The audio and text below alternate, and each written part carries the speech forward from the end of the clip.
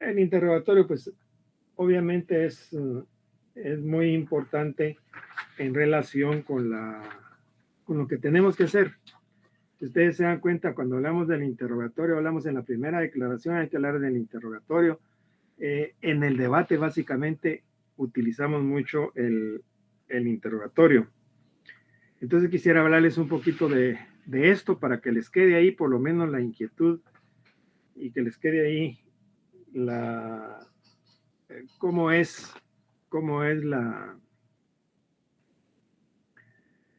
que se realiza el interrogatorio, cuáles son sus principios y la importancia que tiene el interrogatorio.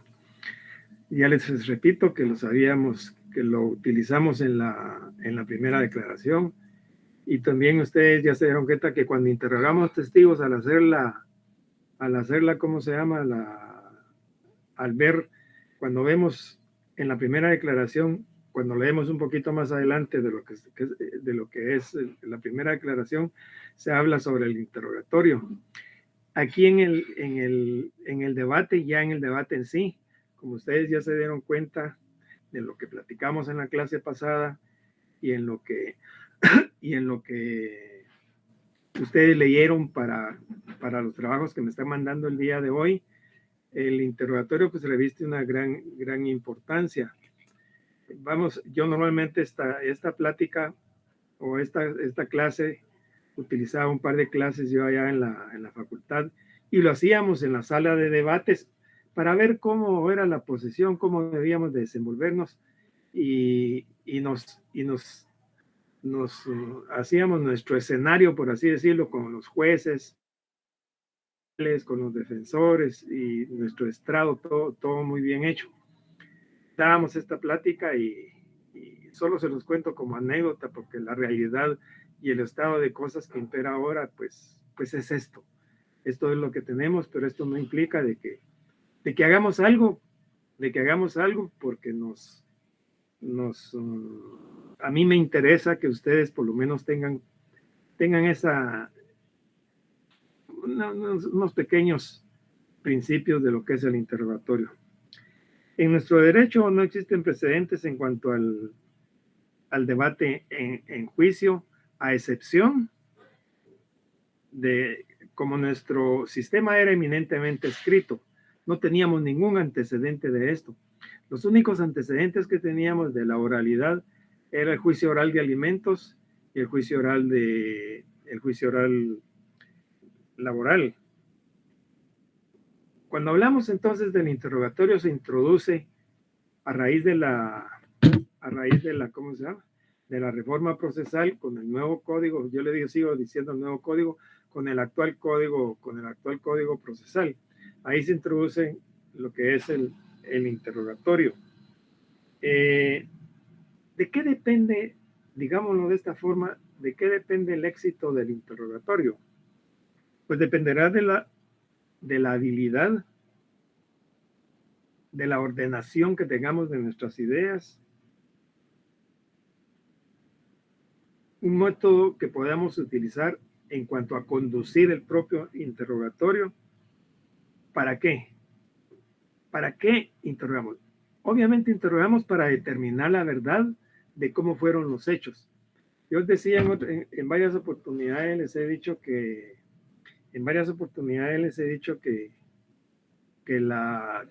el interrogatorio, o mejor dicho, que al debate se va a reproducir la escena del crimen. Y cuando hablamos de reproducir la escena del crimen, nos referimos a que tiene que existir una exposición a través de los elementos de prueba que en ese momento se van a constituir en prueba cuando las estemos introduciendo al debate. Y las vamos a introducir con todas aquellas normas que regulan cada uno de los elementos de prueba.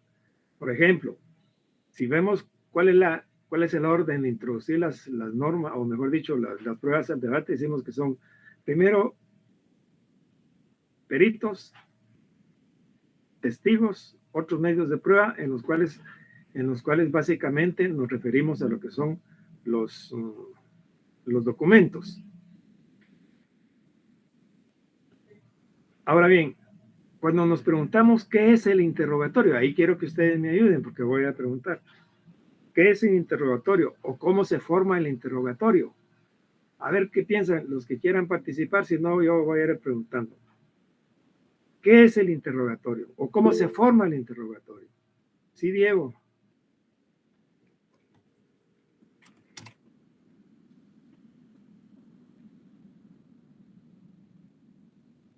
Sí, Diego.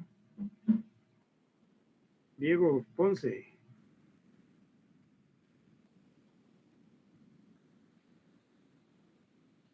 A ver, alguien que quiera que me diga cómo se forma, cómo surge el interrogatorio. Buenas tardes, licenciado. Buenas tardes, Eliasín. Sí, las preguntas deben de ser directas respecto al hecho y no dejarse, ¿cómo se podría decir? Desviar de preguntas capciosas o indirectas o inducidas. Es decir, preguntas que hablen sobre el hecho, sobre la plataforma fáctica, licenciado. Pero ahorita todavía no hemos entrado a eso. Yo solo estoy preguntando qué es el interrogatorio, cómo se forma el interrogatorio.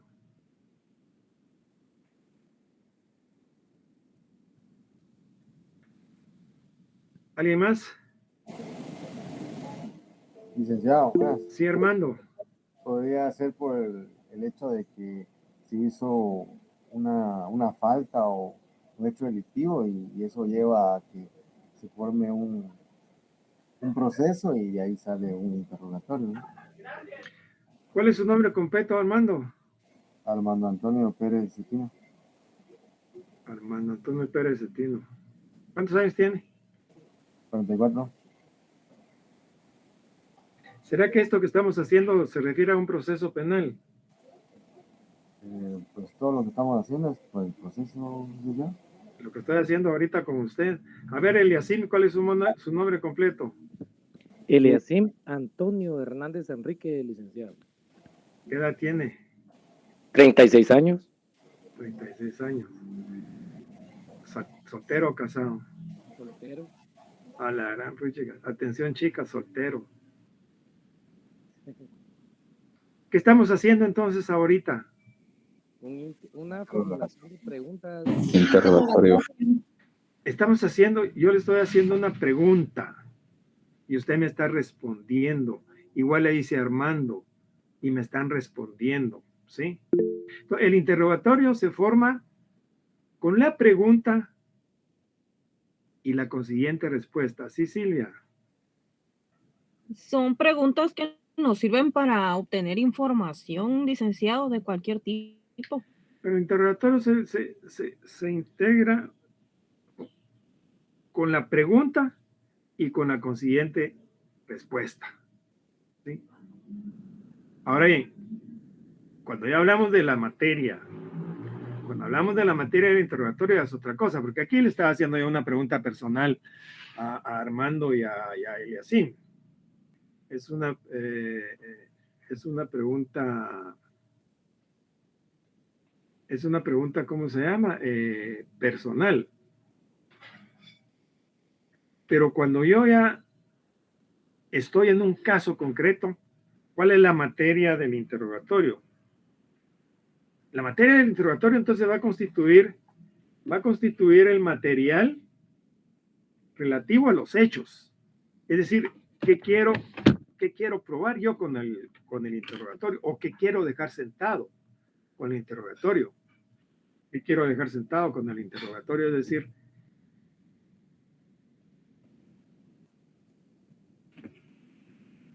vamos a darle entrada un poco ya. La averiguación de la verdad, licenciado. Sí, esa es la realidad. Queremos averiguar la verdad no solo con el interrogatorio, sino que con todos los elementos de prueba que vayamos a ir a diligenciar en el debate, ¿sí? Entonces, si estamos hablando concretamente del proceso, la materia del interrogatorio lo van a constituir los hechos, todo el material relativo a los hechos que se vayan recogiendo durante el proceso de investigación y que guarde relación con el delito que se persigue. Es decir, no podemos hacer un interrogatorio. Más adelantito les voy a hablar del interrogatorio directo y del contrainterrogatorio. Y también tiene que ver con la teoría del delito. Porque cuando nosotros planteamos o iniciamos un caso ya sea desde el punto de vista de la fiscalía o desde el punto de vista de la defensa, vamos a asumir o vamos a defender una tesis o vamos a plantear una tesis. ¿Qué es responsable? ¿Qué es autor? ¿Qué no es autor? ¿Qué hay atenuantes? ¿Qué no hay atenuantes? Y ahí nos vamos a ir, y ahí nos vamos a seguir yendo en la apelación también, en casación también. Vamos a morir con nuestra tesis que estamos planteando. Y obviamente esto tiene mucha relación con el interrogatorio que estamos haciendo, porque tiene, ¿cómo se llama? Tiene bastantes elementos que nos llevan a descubrir, ahí sí le doy la razón a descubrir la verdad, pero obviamente esto tiene que estar integrado con otros elementos de convicción, con otros elementos de prueba. Recuérdense que la prueba que vamos a rendir cuando la vaya a ¿cómo se llama? A valorar el juez, lo va a hacer a través de la sana crítica razonada, valorando cada uno de los medios de prueba en particular, relacionando los unos con otros, para luego sacar conclusiones a través de la experiencia, los conocimientos jurídicos, la jurisprudencia y la doctrina. Va a formar su convicción y con base en eso va a dictar un fallo, ¿sí? Va a dictar un fallo, es decir, va a tomar una decisión. Entonces, ¿cómo se forma el interrogatorio? Con la pregunta y la respuesta. ¿Cómo se llama usted? ¿Cuántos años tiene?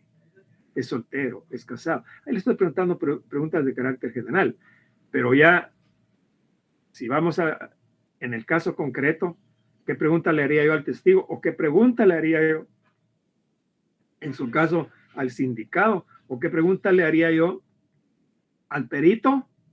¿Qué pregunta le haría yo al perito en relación con el dictamen que rindió? ¿Sí? ¿Qué pregunta le haría? De eso se trata. Entonces, ¿cuál va a ser la materia? La materia va a ser los hechos en que se fundó, o los hechos que se cometieron, o los hechos que se dieron para cometer el hecho delictivo. Pero si voy a interrogar a un perito, no lo voy a interrogar sobre los hechos, sino que lo voy a interrogar sobre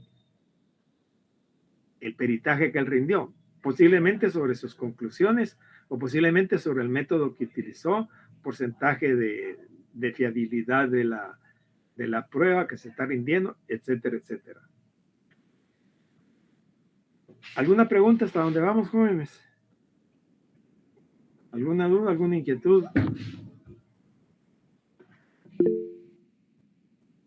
Sí, Diego.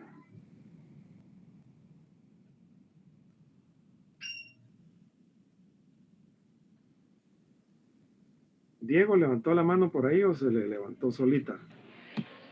Buenas noches, Lick. Buenas noches, Diego. Solo una duda, Lick, y sobre la teoría del delito que usted dijo, de que en el sobreseimiento dice de que cuando le hace falta un elemento, y ese elemento a qué se refiere cuando dice elemento de la teoría del delito. Léame qué es lo que está leyendo, porque no sé a qué se refiere exactamente. Es respecto a la teoría del delito. La teoría del delito es todo el libro 1 del Código Penal.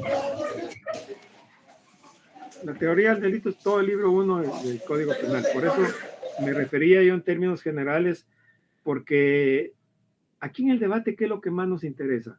¿Conocer el proceso penal o conocer la teoría del delito? Pues obviamente es conocer la teoría del delito, porque nosotros vamos a ir a probarle al juez que existe un delito, que hay un delito continuado, que hay un delito, que hay atenuantes, que hay agravantes, que hay causas que modifican la responsabilidad penal, que hay causas que extinguen la responsabilidad penal, etcétera. Entonces, a todo eso se refiere la teoría del delito. Lo que no le entiendo es cuando me dijo, no sé qué, el sobreseimiento, ahí sí no le caché. Sino que yo recuerdo de que nos dijeron de que para sobreseer se da el sobreseimiento es cuando le hace falta un elemento, pero ¿qué elemento es? Yo No, pensaba que se un refería al elemento elemento no. de los delitos. No, mejor leámoslo. Si no, no salimos de esto. Es el artículo 325. Léalo. El artículo 328 dice corresponderá sobreseer en favor de un imputado, numeral El 1. 325. Es el 325. Si el Ministerio Público estime que no existe fundamento para promover el juicio público del imputado, solicitará el sobreseimiento o la cláusula provisional con el La requerimiento clausura de permitir. provisional, hasta ahí. Cuando existe fundamento serio, solicito acusación. Cuando no tengo los elementos para poder probar el hecho, ¿qué voy a hacer? Voy a tener que solicitar el sobreseimiento. ¿Sí? ¿Y qué elemento sería, Lick? ¿Cómo así que elementos? Si no tengo pruebas. Elemento entonces se refiere a prueba, digamos. Sí, si no tengo los elementos necesarios, no tengo pruebas, ¿con qué voy a ir a probar? Pero si tengo fundamento serio, tengo pruebas. Si no tengo fundamento, no tengo pruebas. Sí, esa era mi duda. Okay. Elementos, yo pensaba que se refería a elementos de la teoría del delito. No. Va. Gracias, Lick. Vale.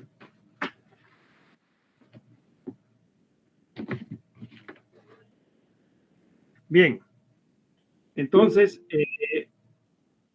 sí, Luis Enrique. Buenas tardes, licenciado. Una consulta. Sí. Tal vez va a parecer algo fuera de lugar mi pregunta. ¿La defensa puede solicitar un sobreseimiento?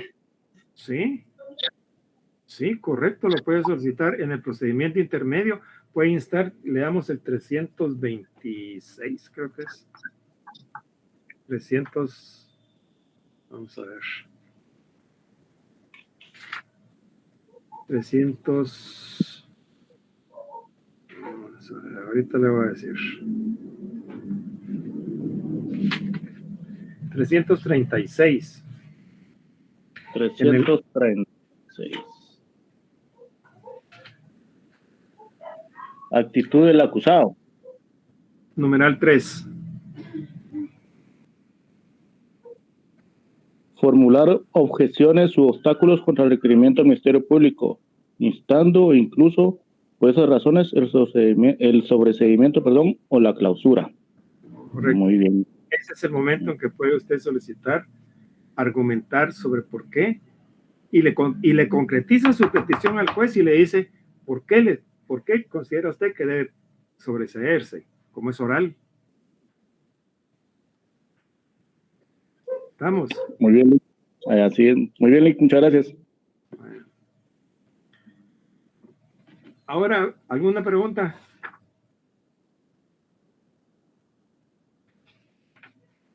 Ahora hablemos sobre los sistemas del interrogatorio o de interrogación. Históricamente se dan dos sistemas.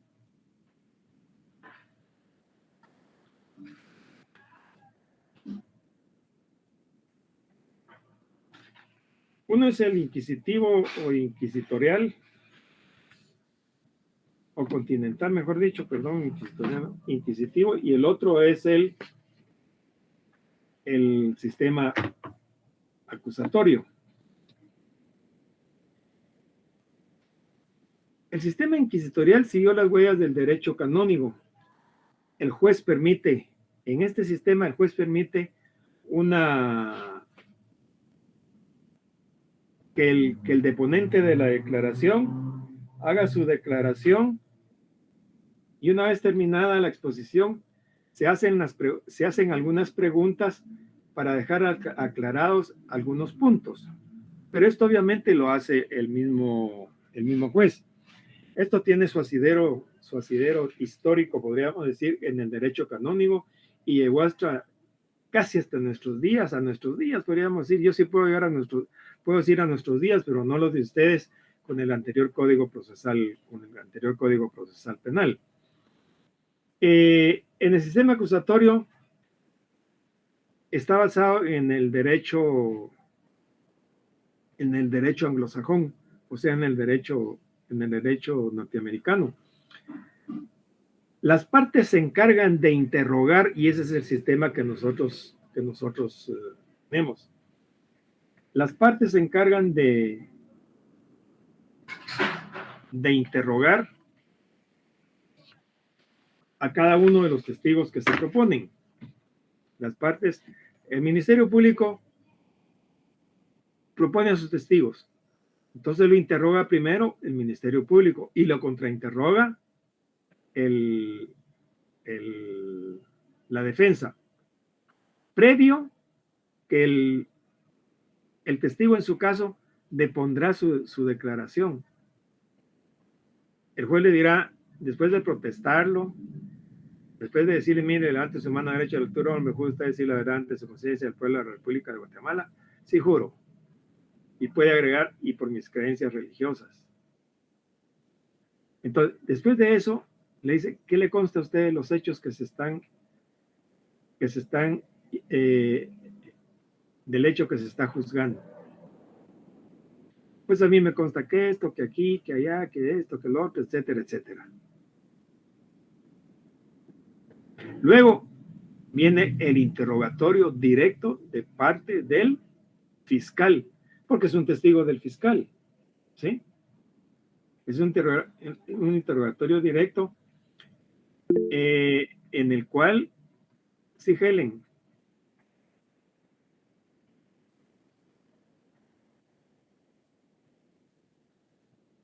Sí, Helen.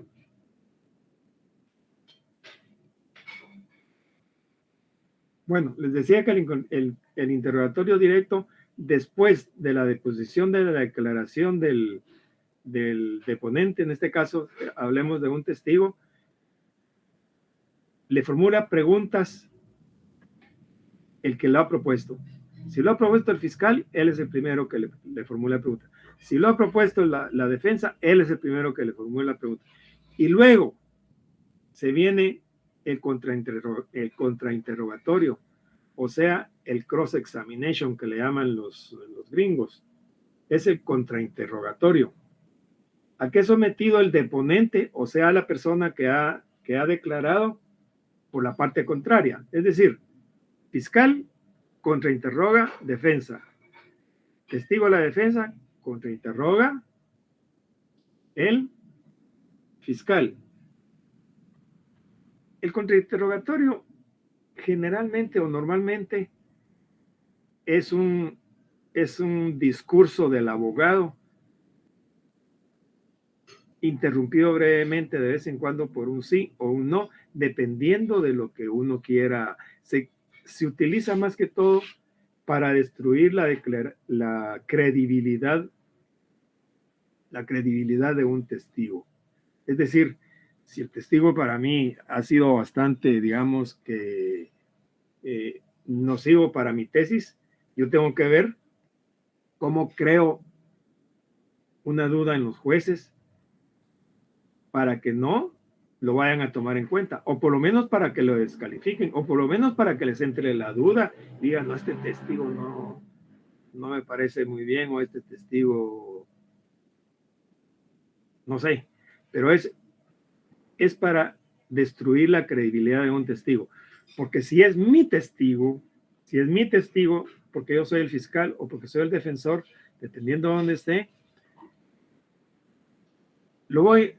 va a deponer su declaración. Pero como yo ya conozco bien el caso, yo sé que se le quedó algo por ahí que se le ha de haber olvidado o que no está muy claro. Entonces lo voy a interrogar con relación a eso para aclarar algunos puntos o para que amplíe su declaración, porque puede decir, mire, el día de los hechos sucedieron cuando le dieron método, vi que el señor fulano de tal le disparó al señor fulano de tal y le produjo la muerte. Y así va, pero no queda claro la hora, el lugar, el día de quiénes sería acompañar. Ah, pues, bueno, entonces, si yo soy el que necesito esos datos queden claros, digo, ¿y qué día fue que sucedieron los hechos? ¿A qué hora? ¿De quién necesita acompañar usted ese día? Después de que sucedieron los hechos, ¿qué hizo? ¿Hacia dónde se dirigió? ¿A qué distancia estaba usted de donde se produjeron los hechos? ¿Utiliza usted lentes para ver de lejos? Etcétera. Es decir, que se quedó algo por ahí y yo tengo que ver cómo clarifico eso. Porque puede hacer que después entre la duda. Recuérdense que en caso de duda se da el indubio pro reo, es decir, todo lo que sea duda va a favorecer al reo. En cambio, el contrainterrogatorio no. Ahí dice que es el discurso de un abogado interrumpido brevemente de vez en cuando por un sí o por un no. Yo quiero dejar asentado un sí. Usted el día de los hechos hacía acompañar de fulano, sutano y mengano por la sexta, en la 10ª calle frente a la casa marcada con el número 843. Conteste, diga si es cierto o no. Conteste sí o no. Dependiendo si a mí me conviene que conteste sí o que conteste no. Pero lo que quiero dejar es puntualizar un hecho. ¿Para qué? Para desvirtuarlo. Pero eso ya va a depender de cómo se esté desarrollando el interrogatorio. ¿Alguna pregunta?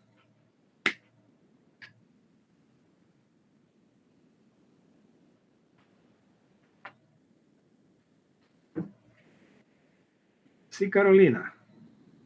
Hola, buenas tardes, licenciado. Carolina, gusto saludarle. Igualmente, fíjese que entonces estos interrogatorios son con preguntas cerradas. En algún momento El puede... contrainterrogatorio sí puede ser una pregunta cerrada, pero la pregunta abierta la utilizo yo para introducir datos, para que la pregunta abierta es la que da una explicación. La pregunta cerrada es la que me va a decir un sí o un no. Muy bien. Entonces, solo si quiero ampliar la información que está en la declaración, podría hacer la pregunta abierta. Sí, yo quiero introducir más datos. Por ejemplo, yo necesito dejar ciertos datos. A ver, ¿cuál es su nombre completo? Mi nombre completo, Brenda Carolina Romero Orellana. Supongamos que usted no había dicho su nombre, porque solo se le conoce como Carolina, pero no la conocemos como Brenda, ¿sí? Yo quiero dejar sentado y que usted también utiliza el nombre de Brenda, porque puede hacer que haya otra Carolina Romero Orellana por ahí que no tiene el nombre de Brenda, ¿sí? Entonces, eso lo utilizo yo para dejar, para puntualizar ciertos puntos que me interesan. Por supuesto que esto va a variar de cada caso en caso y lo que estemos tratando, ¿verdad, Carolina? Claro. Sí. Claro. No sé si queda su duda despejada. Sí, gracias, licenciado, muy amable. Mucho gusto. ¿Alguna otra pregunta, jóvenes? Bien, ¿qué aspectos debemos de tomar en cuenta para el interrogatorio? Lo primero que debo tomar en cuenta es que en la sala de debates yo debo estar cómodo. Me debo sentir cómodo. Debo tener cierta organización y debo controlar los nervios.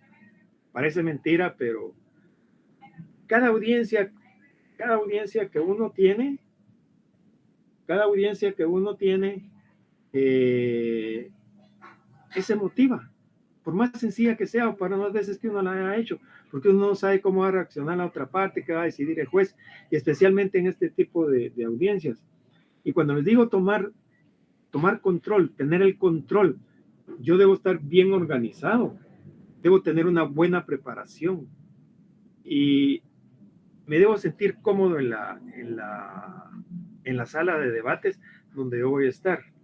Es decir, voy a llegar, si me siento incómodo con mi saco, pues me lo quito y lo voy a colgar atrás de mi silla donde esté sentado. Voy a tener que, no sé, ahora mi computadora, que es la que me va a servir para auxiliarme, mis códigos, mi expediente, porque que no se me va a olvidar el expediente, porque si se me olvida y ya ha abierto el debate, ¿y qué voy a hacer yo sin mi expediente para auxiliarme de eso? Capaz que voy a necesitar un jumbo de pañales desechables en ese rato, pues, ¿qué voy a hacer? Pues yo debo tener control, debo estar bien preparado. Y cuando digo que debo tener organización, me refiero a preparar bien el caso. Como conozco el caso desde su inicio hasta donde hemos llegado, debo prepararlo bien. Yo debo preparar mi interrogatorio, qué pregunta le voy a hacer yo al testigo. Inclusive, qué pregunta le puede hacer, tengo que pensar en qué pregunta le puede hacer el fiscal al testigo si soy defensor y en qué momento puedo tratar de desestabilizarlo para estar protestando o estar protestando las preguntas porque son capciosas, porque son impertinentes o son sugestivas. ¿Sí? Debo tener control de nervios. Me debo controlar los nervios. Una noche antes hay que dormir bien. Aunque cuesta dormir, hay que tomarse una pasiflora o tomarse un té de tilo, qué sé yo, lo que nos convenga o como tengamos, o si no tenemos necesidad, pues qué bueno. Pues qué bueno. Entonces, tenemos que tener en el examen directo para tomar declaraciones, hay ciertos pasos fundamentales que tenemos que tomar en cuenta. Primero, les decía ya hace un momento, una buena preparación. ¿Qué implica una buena preparación? Cuando vamos a interrogar, debo conocer bien el caso. Es decir, la preparación implica, primero que debo conocer bien el caso. Debo conocer todos los detalles. Debo conocer, en lo poco que hemos visto, los que han estado trabajando en su caso, de alguna u otra forma conocen ya los detalles de qué se trata, cómo fue la violación, cómo fue el robo, cómo fue el secuestro, cómo fue el delito tributario, qué sé yo, cuál les haya tocado. Ya conocemos los detalles. Obviamente, cuando ya estamos en un caso real, pues con mayor razón tenemos que estudiar más y tenemos que conocer más los detalles. Tenemos que tener un resumen de todos los hechos. ¿Y para eso qué vamos a hacer? ¿Qué tenemos que hacer para tener una buena preparación y conocer bien el caso? A ver, Silvia, ¿cómo haría usted para conocer bien el caso?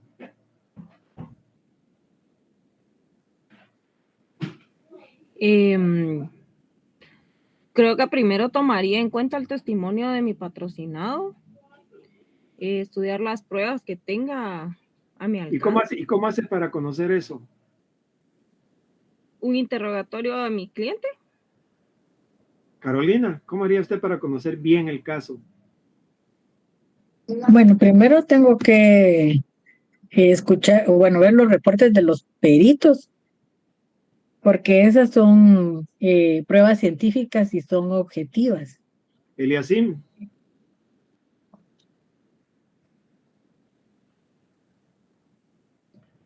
Voy a dar mi lista aquí, voy a ir viendo. Juan Gabriel.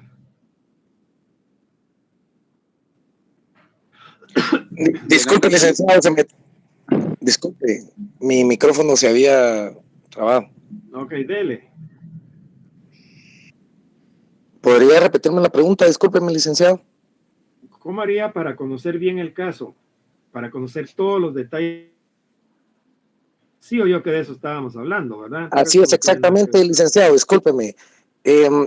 Lógicamente, leer todo el informe, el examen, si hubiera exámenes periciales, parte policial, todo, recrear, porque realmente a la hora de un debate es recrear el momento, o sea, tomando en cuenta toda la plataforma fáctica, licenciado. O sea, tendría que leer todo el informe de cada una de las partes, licenciado, es mi opinión. Juan Gabriel. Buenas noches, Lick. Primero lo que haría yo es pedir una copia completa del expediente o carpeta judicial para estudiarla. Ya la tiene. Ok, entonces luego pues estudiar cada uno de los elementos y los actos procesales que hayan dentro de la carpeta. ¿Y qué va a hacer para estudiar? ¿Y cómo va a ser para estudiarlos? Pues obviamente tengo que analizar todos los documentos ¿Y cómo los va a analizar? También tendría que entrevistar a mi patrocinado. Sí, pero ¿cómo va a ser para estudiar el expediente? No nos metamos a patrocinado ahorita. ¿Cómo va a ser para estudiar el expediente? Básicamente tengo que analizar cada uno de los documentos. ¿Pero cómo va a analizar?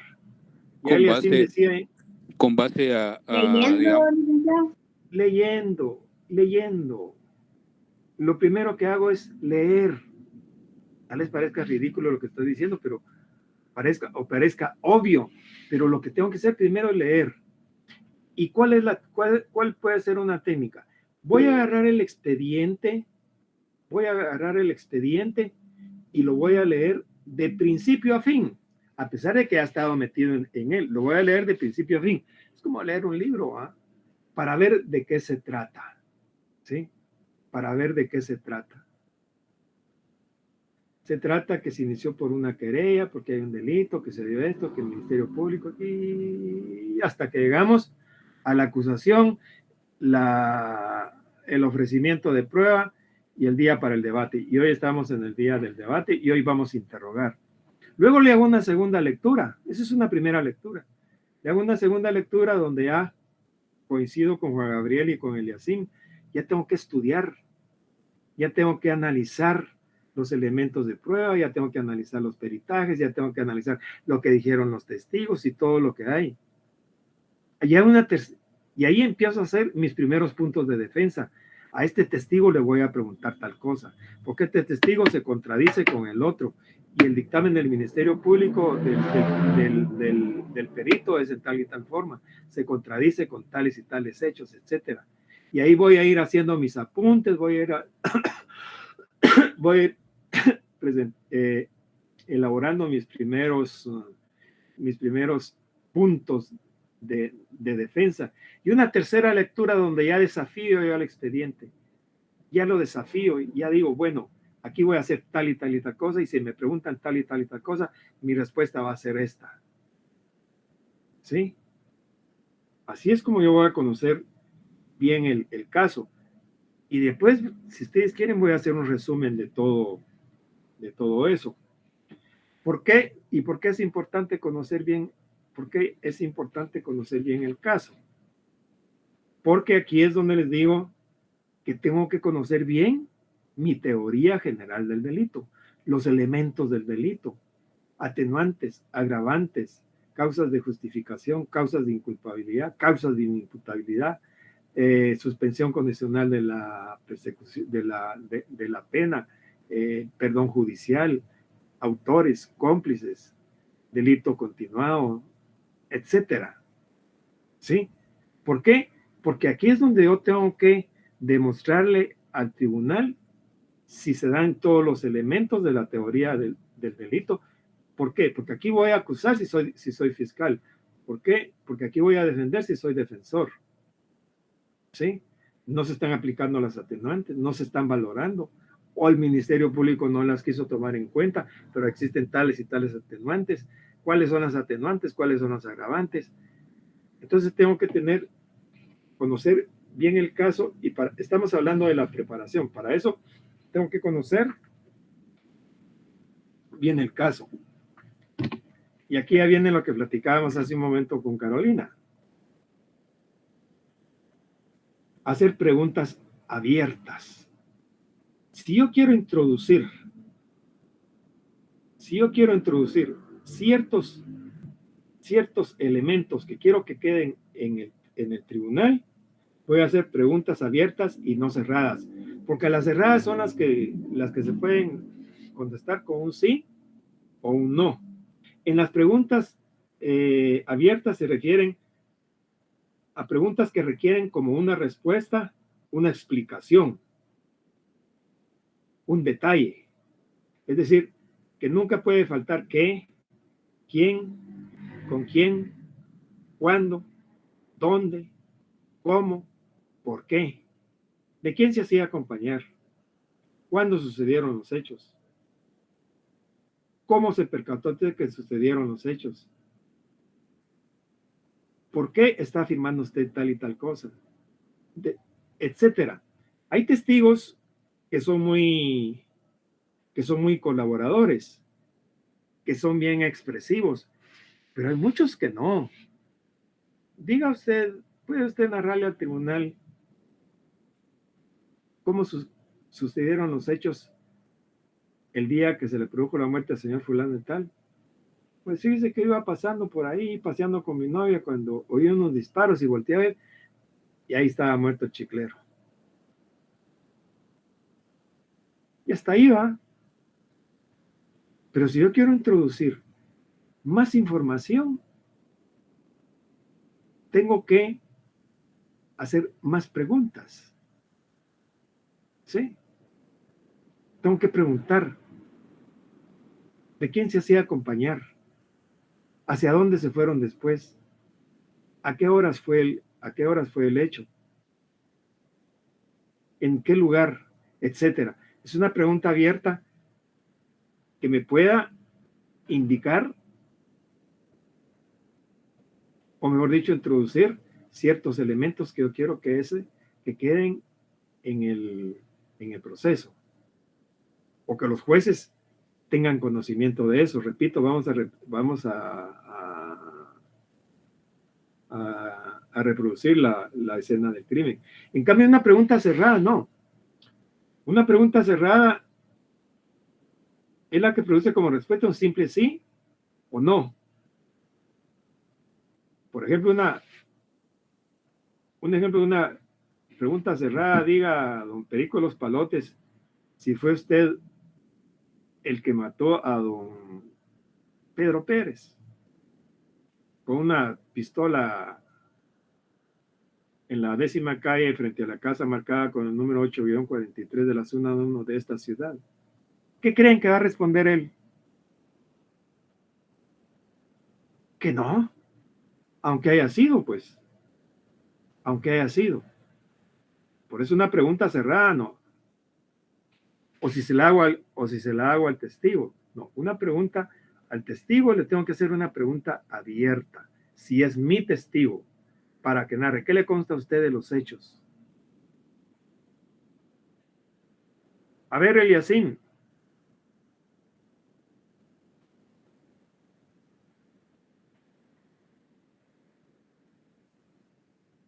Silvia. Sí, licenciado, buenas noches, dígame. Usted anda en otra galaxia, Eliasín, está aquí con nosotros o anda en otro lado. Disculpe, licenciado, pero mi internet está un poco retardado, pero estoy pendiente de la clase. Para mí, yo creo que según... No, permítame. ¿Qué edad tiene Eliasín? 36 años, licenciado. ¿Soltero o casado? ¿Soltero? ¿Cuál es su residencia? ¿Dónde vive? Tercera Avenida B, 13-09, San Rafael 3, zona 18. ¿Con quiénes vive usted? Con mi señora madre y mi hermana mayor. ¿Cómo se llama su mamá y su hermana? Mi señora madre se llama Gilbertina Enríquez López. Mi hermana se llama Sandra Maribel Hernández Enríquez. A ver, Eliasín, ¿nos puede usted describir qué hizo usted el día domingo desde el momento en que se levantó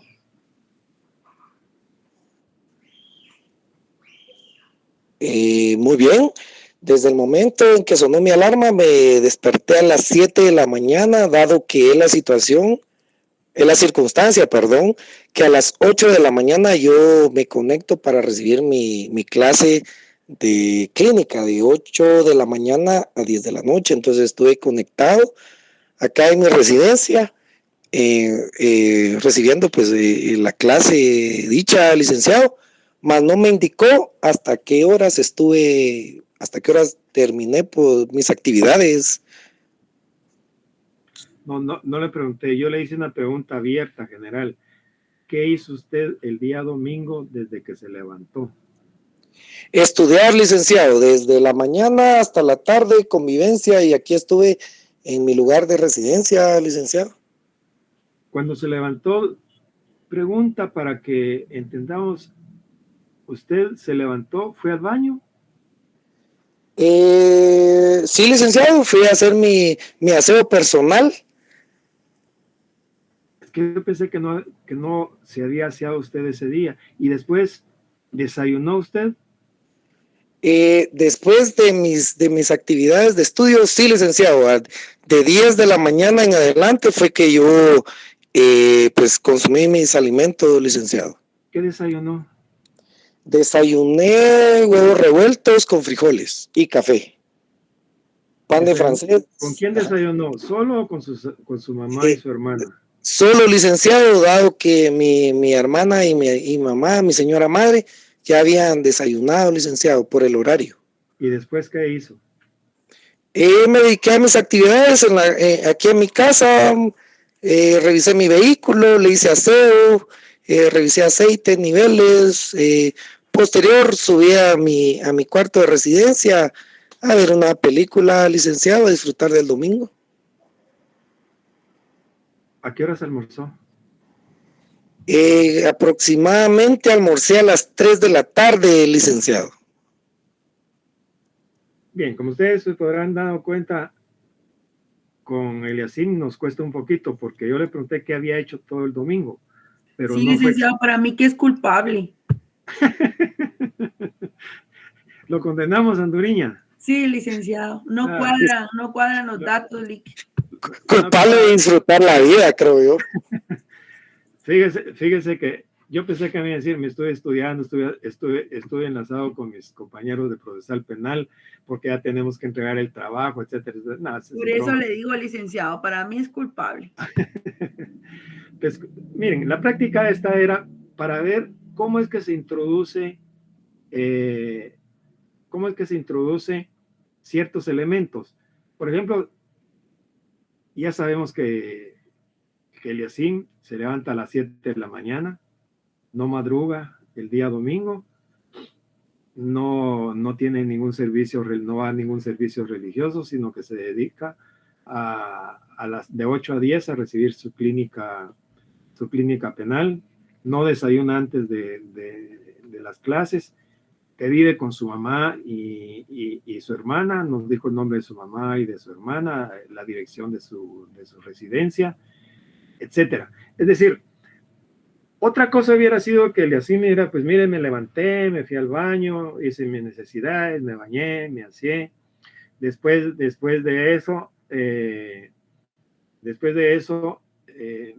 a desayuné con mi hermana y mi mamá. Ese día preparé yo el desayuno, hice tal y tal cosa.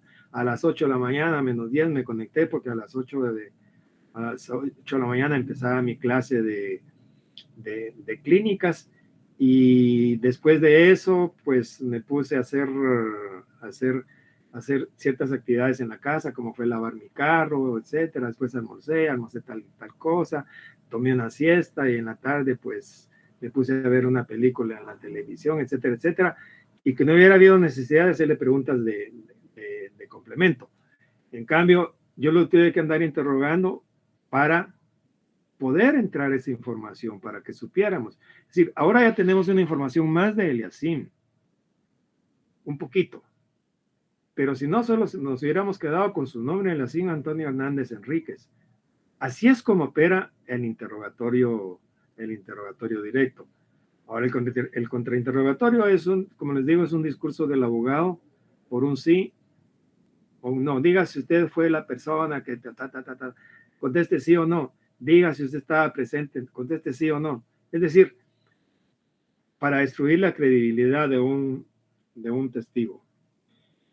Cuando estamos haciendo el interrogatorio, hay que evitar hacer preguntas complejas y largas. Es decir, hay que ir paso a paso, preguntita por preguntita. ¿A qué hora se levantó? ¿A qué horas desayunó? ¿Qué desayunó? Yo le hice una pregunta abierta a Eliasim, ¿sí? Pero se le pudo, si le hago una pregunta larga y compleja, Eliasim, dígame a qué hora se levantó, a qué horas desayunó, qué desayunó, con quién desayunó, qué hizo después del desayuno. Estoy haciendo 5 preguntas en una sola. Es posible que cuando le esté haciendo la última, él ya no se recuerde la primera pregunta que le hice. Y empieza a contestar, sí, desayuné huevos y ¿qué más me preguntó? No, por eso no hay que hacer preguntas complejas y largas. Una pregunta compleja, pues obviamente requiere que el declarante tenga mucha memoria, y con los nervios que se están ahí, pues obviamente esto no es aconsejable. Por eso, repito, el interrogatorio directo es para introducir información. Otro punto de vista que debemos de tener en cuenta es de que debemos escuchar cuidadosamente al declarante. Es decir, cuando está declarando tenemos que poner mucha atención, porque recuérdense que estamos hablando de la preparación. Es decir, cuando hablamos de la preparación, nosotros conocemos ya bien el caso. Y como conocemos bien el caso, ya sabemos en qué se puede estar equivocando el que está declarando, y si es posible lo tenemos que rescatar. Y lo tenemos que regresar a la línea que habíamos trazado de nuestra defensa. ¿Sí? Es decir, y debe existir un cordón umbilical entre el abogado y su declarante y su testigo. Puede hacer de que no exista eso, y entonces eso sí nos puede traer alguna contingencia. Muchas veces se hacen preguntas también que no tienen nada que ver con el proceso en el cual se está practicando la diligencia. Por ejemplo, que la víctima haya sido una mujer y le preguntemos si usaba barba la víctima, y la víctima era mujer, solo que fuera la barbuda del circo. ¿Sí? Es decir, que tenemos que tener atención y debemos de escuchar cuidadosamente la declaración del declarante. ¿Por qué? Porque todo esto nos va a servir después para hacer nuestras conclusiones, de acuerdo con todos los elementos de prueba que se vayan realizando. Sí, Félix. Licenciado, buenas tardes. Sí, buenas tardes. Yo quiero hacer una pregunta.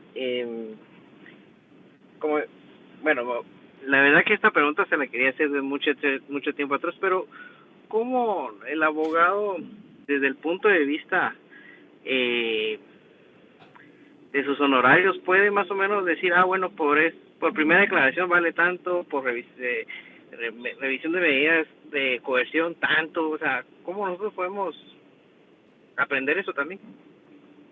Mire, realmente de eso no nos enseñan nada, sino que solo nos lo va dando la práctica. Usted me hace esa pregunta porque hay muchos que la profesión se ha desprestigiado un poco por todos los turneros que dicen ahí, así se le llamaba, no sé si se le siga llamando así todavía, pero hay muchos turneros que solo le sacan a usted la primera declaración, o solo le dicen, mire, y yo me comprometo con usted a la medida sustitutiva. No, usted debe de trabajar por casos, y le dice, yo le voy a cobrar 100,000 quetzales por la dirección.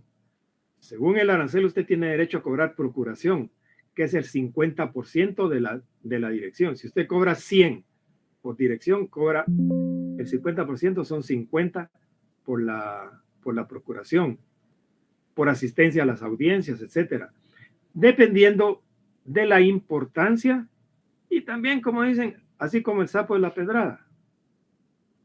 Pues, ahí es como si usted se tiene que ir como que basando en su tiempo y viendo cómo están también cobrando los colegas.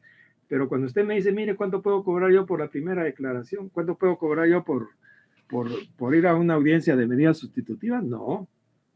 Usted se tiene que hacer cargo de un caso. Mire, licenciado, me están acusando, o a mi esposo lo acusan de secuestro. ¿Usted me puede llevar el caso? Sí, se lo puedo llevar. A ver, cuénteme, ¿cuánto me va a cobrar? Tanto. Eso sí puede pactar usted si usted quiere por etapas. Si llego al sobreseimiento, le voy a cobrar tanto. Si seguimos a juicio, le voy a cobrar tanto. Si se va a segunda instancia, si nos vamos a... Porque puede hacer de que al final usted logre una sentencia absolutoria o logre con su capacidad que se haga un sobreseimiento o que logre que se va a cambiar la calificación del delito de asesinato a un homicidio en estado de emoción violenta. Solo con eso le quitó 20 años de cárcel al procesado, etcétera. Y por ahí tiene que ir calculando usted, pero nosotros cobramos por dirección y por procuración. Es decir, que sea una mala interpretación de que ahora digan, mire, yo le cobro tanto por la primera declaración, porque solo a eso, solo soy capaz de eso. No soy capaz de llegar al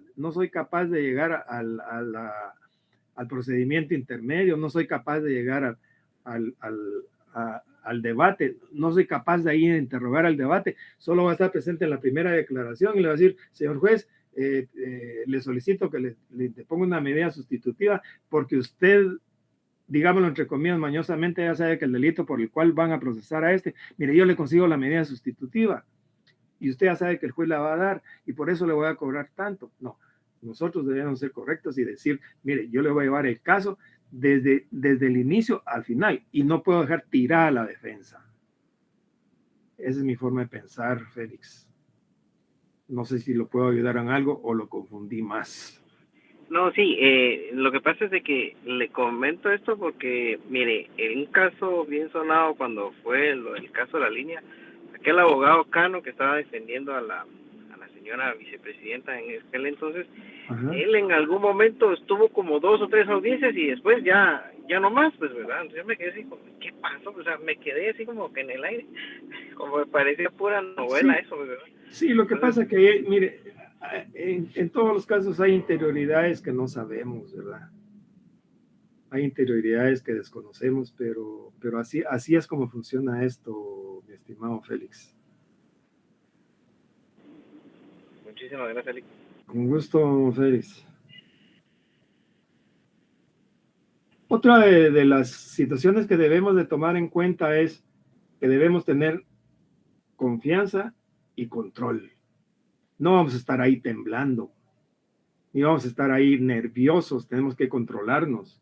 Tenemos que estar bien controlados, porque si no va a ser nuestro patrocinado. Pues chica, este abogado no solo me va a dejar preso aquí a mí, sino que se va a quedar preso él también. No, tenemos que dar confianza. El abogado debe tener confianza en sus propias habilidades. Lástima que aquí, como les digo, no sabemos, pero yo estoy seguro 1000-1, de que de todos los que estamos aquí, yo les aseguro que muchos tienen grandes habilidades para poder llevar a cabo un debate. Estoy segurísimo. Obviamente habrá muchos que tendrán algunas debilidades, pero con la práctica se pueden ir corrigiendo y se pueden ir superando, ¿sí? Otro punto que hay que tomar en cuenta es que observar al declarante. Hay que ver si se equivoca. Hay que ver si está nervioso. Si no es mi testigo, con mayor razón, tengo que observarlo. tengo que ver si se equivocó para contrainterrogarlo, tengo que ver si se puso nervioso, qué sé yo, qué pueda estar pasando. Y para eso debo tener paciencia. Ese es otro de los elementos que debo de tener, o que mejor dicho, que debo tomar en cuenta. Debo de tener paciencia. Y tener paciencia especialmente es muy importante cuando las personas están nerviosas. O simplemente por ser la primera vez que les está pasando eso. Entonces, debo de ser paciente, ir poco a poco. El juez no me va a decir, apúrese. El juez aquí me está violentando el derecho de defensa. Aquí vamos poco a poco. En andas, procesión del Viernes Santo. En andas. Poco a poco, paso a paso. Finalmente también tengo que buscar detalles en toda la declaración que se está deponiendo. ¿Por qué? Porque voy a buscar detalles y luego los tengo que corroborar, porque eso me va a servir para mis conclusiones, para cuando yo ya dé mis conclusiones y le diga a los jueces cuál es mi tesis, cuál es la tesis que he venido defendiendo o cuál es la tesis que he venido sosteniendo como Ministerio Público. Para llegar a mis conclusiones y decir, mire, señor juez, aquí lo que procede es dictar una sentencia condenatoria en contra del señor fulano de tal. No, aquí, señor juez, lo que procede es dictar una sentencia absolutoria contra mi patrocinado por todos los razonamientos que he hecho. Pero para eso yo he tenido todo un proceso de detalles que se han seguido de todas las pruebas que se han rendido. Y especialmente en las que yo tengo que tener mucho cuidado son cuando voy a interrogar, porque las demás ahí están. Los peritajes ahí están, se leyeron. Claro, hubo interrogatorio, pero aquí no. Aquí es lo que estamos viendo y oyendo. Estamos viendo y oyendo. Entonces tengo que buscar los detalles precisos de los cuales sea mi tesis o de lo que yo quiera, ¿cómo se llama? Dejar sentado en el tribunal. ¿Alguna pregunta, jóvenes? Licenciado. Sí, Armando. En el caso de que sea a favor o en contra, la cantidad de preguntas no tiene límite en un caso, licenciado.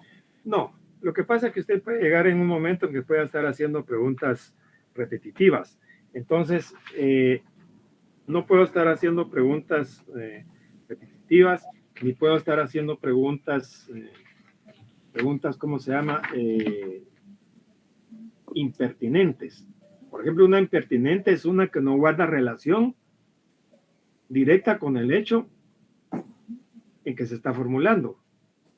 Por ejemplo, si estamos hablando de un asesinato y se está preguntando sobre otras situaciones, esa es una pregunta impertinente. Entonces usted tiene que protestar. Protesto, señor juez, porque esa pregunta es impertinente. ¿Sí? Esa pregunta es impertinente porque no tiene relación con el hecho que se está juzgando. O puede hacer que la pregunta sea repetitiva. Señor juez, protesto porque la pregunta ya está repetida. Y el juez tiene que resolver. Tiene que darle la palabra a la contraparte para que se refiera a la pregunta y luego resolver. Conteste, no es repetitiva. Le llamo la atención. Esa pregunta ya la había hecho. Reformule su pregunta. Esa es una pregunta impertinente. Una pregunta capciosa. La pregunta es capciosa cuando se basa en artificios para obtener alguna conclusión favorable. Es decir, con mañas, con artificios. Yo estoy tratando de ver cómo le saco una respuesta que no es la que tiene congruencia con los hechos. Entonces si ustedes quieren, hablemoslo así, lo estoy enredando al testigo. Y una pregunta sugestiva es aquella en la cual se sugiere la respuesta. Por ejemplo, yo puedo preguntarle al testigo, señor testigo, diga si el día de los hechos, si el pantalón era de lona color azul.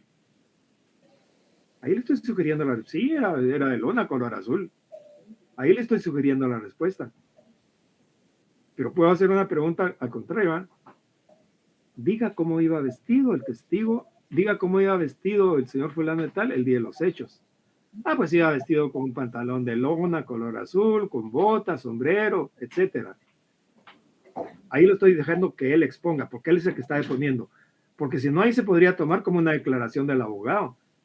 Señor testigo, diga si es cierto que el día de los hechos el señor fulano de tal iba vestido con un pantalón de lona color azul. El que está declarando es el abogado. Sí, así es. No protesto, señor juez, porque esa pregunta es sugestiva. Está sugiriendo la respuesta. No es sugestiva. Entonces le da la palabra a la otra parte. No es sugestiva por tal y tal situación. Entonces el juez resuelve, no, reformule su pregunta o retire su pregunta. Entonces los otros se sienten derrotados y no más preguntas, señor juez. Sí, Armando quiere preguntar algo. Finalmente no hay un número específico de preguntas. Cuando ya son repetitivas mire, esta pregunta ya la hizo, contesto, hasta que el otro ya se va a quedar sin preguntas, pues. Pero no hay un límite. Que diga usted solo puede hacer 10 preguntas. Con 10 no salgo yo no puedo informar de todos los hechos, pues. Bien, jóvenes. Platicamos ahora un momentito sobre ¿Cuándo tienen ustedes su primer examen? El jueves, Lick. El jueves, ok. Sí. Entonces el trabajo me lo van a entregar para que tengan ustedes, para que estén tranquilos para su examen, me lo van a entregar el día viernes. Tienen todo el viernes para entregar el trabajo. En el examen final, ¿qué va a entrar en el examen final? En el examen final va a entrar todo lo que hemos visto y lo que ustedes han hecho. De todo lo que ustedes han hecho en sus trabajos y lo que hemos visto, eso es lo que va a entrar en su examen final. Todo lo que hemos platicado aquí, todo lo que ustedes han hecho. No va a haber nada que no se haya platicado o nada de lo que ustedes no hayan hecho o nada de lo que ustedes no hayan leído en su código. ¿Sí? No va a entrar absolutamente nada de eso. Sí, Gabino. Buenas noches, licenciado. Solo con una consulta. Las carpetas individuales que tenemos que enviarle al coordinador para que posteriormente se lo envíe a usted, esas carpetas individuales debe incluir las primeras tareas que usted nos dejó todo, individuales. Absolutamente todo. Todo. Ok, solamente eso era, licenciado. Gracias. Bien, jóvenes, denme un par de minutos. Hasta aquí llegamos. No sé, para mí siempre estos momentos son un poco nostálgicos, porque ya está pasando la primavera por nosotros. No sé si lograron ustedes, no sé por qué se asignaron en esta clase, no sé si pude llenar sus objetivos, no sé hasta dónde pude lograrlo. Pero yo me tracé ciertos objetivos. No sé si ustedes lo lograron conmigo. Yo me tracé que por lo menos estudiáramos, y me quedo con que si ustedes entendieron que el proceso tiene denuncia, querella, prevención policial, que existe una fase de investigación, que existe una acusación, que existe un procedimiento intermedio, que existe una fase de prueba, que existe un debate y una sentencia. Si ustedes entendieron eso, yo me voy a ir feliz y me voy contento. No sé si lograron ustedes alcanzar todos sus objetivos con la clase. Ojalá que lo hayan logrado. Ojalá que no les haya decepcionado. Con uno solo que haya pensado o que piense que yo pude haber contribuido en su formación, con eso me voy a sentir satisfecho. También creo que es un momento oportuno para pedirles disculpas a todos aquellos compañeros que se pudieron haber sentido ofendidos o se hubieran sentido mal con alguna actitud de parte mía. Quiero que me sepan disculpar. No lo hice con intención. Todo lo que yo hago aquí, todo lo que hago, lo que corro, lo que hago, lo hago con mucho cariño, porque aprendo a querer a mis alumnos. Para mí este es un momento, son mis momentos nostálgicos, porque de las actividades que yo realizo en mi vida, esta es de la que más me gusta. Y se la debo a alguien, a una persona muy especial, que ya no está conmigo desde 1981. Él era mi padre, un maestro de pueblo, a quien le heredé tal vez la vocación de poder dar clases, quien ya no tuvo la oportunidad de ver todas las ejecutorias que hice y que he hecho hasta el día de hoy. Yo les agradezco su atención, jóvenes, de veras. Les agradezco a todos los que participaron, a los que no participaron, y ojalá que todo lo que hicimos les haya quedado algo. Me tracé que comprendieran lo que era la parte del proceso. Me tracé como objetivo que si no lograba eso, por lo menos que se pusieran a leer algo. No sé si lo logré. Por lo menos que agarraran una querella. Por lo menos que fueran y que discutieran en sus grupos. Creo que en alguna parte, tal vez ínfima, lo fui logrando.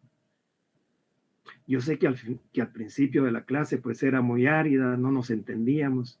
Poco a poco nos fuimos entendiendo. Y espero de veras que si algún día Dios me permite verlo litigando todavía, verlos ahí en la televisión debatiendo en los medios de comunicación, otra vez en tribunales, o que tengamos la oportunidad de conocernos y resolverle algo a nuestros clientes. Ya cuántas cosas no he resuelto yo con mis exalumnos. Hoy me reunía con una abogada y resultó que era una de mi exalumna, resolviendo precisamente un problemita sencillo de un cliente. Me voy a sentir muy orgulloso, me voy a sentir de veras muy orgulloso que pongan en alto la facultad en esta rama específicamente. Y ahora me despido de ustedes, jóvenes, con un dejo de nostalgia, porque como les digo, ya casi estamos diciendo adiós a todo esto. Es una amalgama de sentimientos encontrados entre la satisfacción tal vez de haber dado lo mejor que puedo dar de mí para ustedes. He aprendido a quererlos. Créanme, los he querido a través de las clases virtuales. Traté de que todos habláramos, traté de que todos participaran. De alguna forma logré algo. Para mí que los 200 y pico que tengo aquí, por lo menos que una vez hubieran hablado o que hablaran entre sus grupos, con eso me va a sentir bien. Si algo les quedó, si yo pude sembrar una semillita que pueda germinar el día de mañana, que la rieguen y que cosechen sus frutos y que tengan un cambio en su vida personal, con eso me quedo. Me voy a sentir agradecido. Los dejo diciéndoles, no pierdan su tiempo. El tiempo no se repone. El tiempo pasa. ¿Qué tan lejos ya quedó aquel tiempo en que les dije yo, buenas tardes jóvenes, esta es mi clase de Derecho Procesal Penal, mi nombre es fulano y tal? Ya pasó. Y pasaron tantas clases y pasaron tantas cosas. Como les digo, es una amalgama de sentimientos. Me despido, jóvenes, y les deseo lo mejor. Y créanme que en el fondo estoy triste. Ya no nos vamos a oír, pero de repente nos encontramos por ahí. Y mientras nos encontramos o nos podamos oír, les dejo un fuerte abrazo. Bendiciones para cada uno de ustedes. Gracias, Adiós. licenciado. Gracias, licenciado. Gracias, Lick. Gracias, Lick. Bendiciones, Lick. Gracias. Dios lo bendiga. Gracias. Bendiciones. Dios me lo bendiga, licenciado. Adiós. licenciado. Bendiciones, licenciado. Un fuerte abrazo para usted.